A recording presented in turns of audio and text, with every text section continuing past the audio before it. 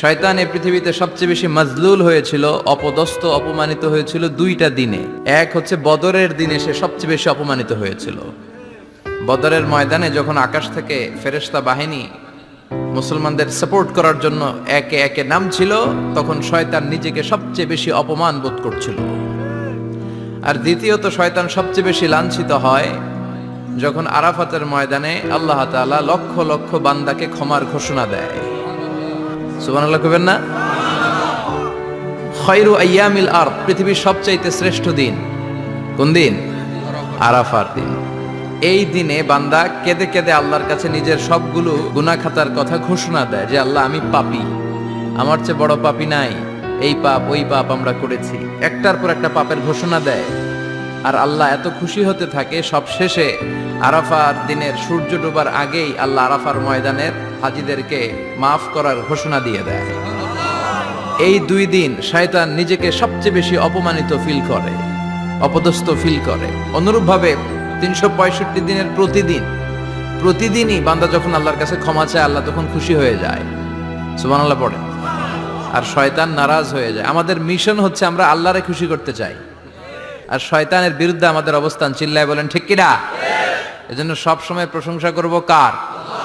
শুকরগুজার হব আল্লাহর জন্য, ঠিক কিনা? আমাদের ধৈর্য নাই, অল্পে আমরা অস্থির, আছে না নাই? এই দেশের মানুষ খুব বেশি অস্থির, বাংলাদেশের মানুষ খুব বেশি অস্থির। আমি পৃথিবীর অনেক দেশে ঘুরেছি, সেখানে দেখেছি মানুষজন খুব ধীরস্থির ভাবে কাজ করতে পছন্দ করে। সুপার শপে যদি কিনতে যায়, they maintain the queue in super shop.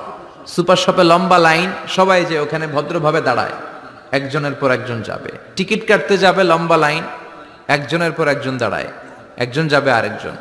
তো ওখানে যদি কোনো বাঙালি থাকে, তখন দেখা যায় তার অস্থিরতা। কেন সামনে এত লাইন, এত সময় লাগে কেন, আমি কখন পাবো, আমার কি হবে? অস্থিরতা আছে না নাই?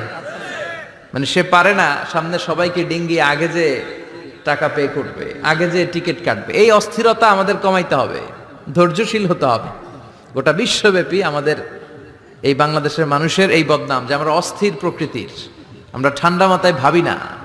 ঠান্ডা মাথায় ভাবতে হবে, ধৈর্যশীল হতে হবে। ইন্নামা সাবরু ইনদা সাদামাতিল উলা।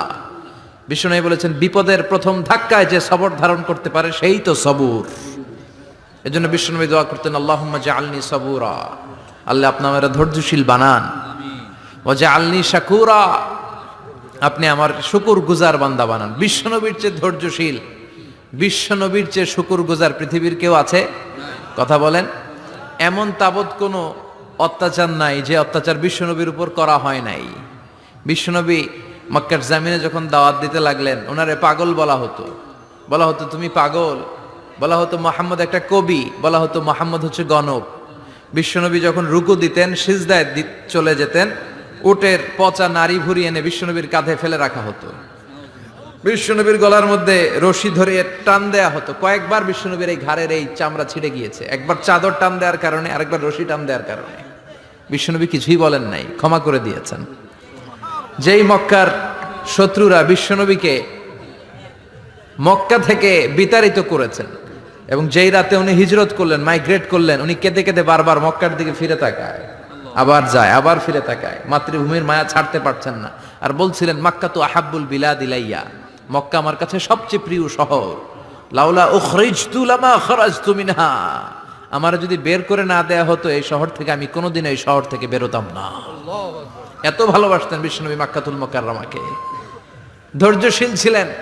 এত অত্যাচার অনাচারের পরে যখন মক্কা বিজয়ের ক্ষণ আসলো, এই মক্কাকে বিশ্বনবীর করতলগত করে দিল কে? ফাতে মক্কা হলো।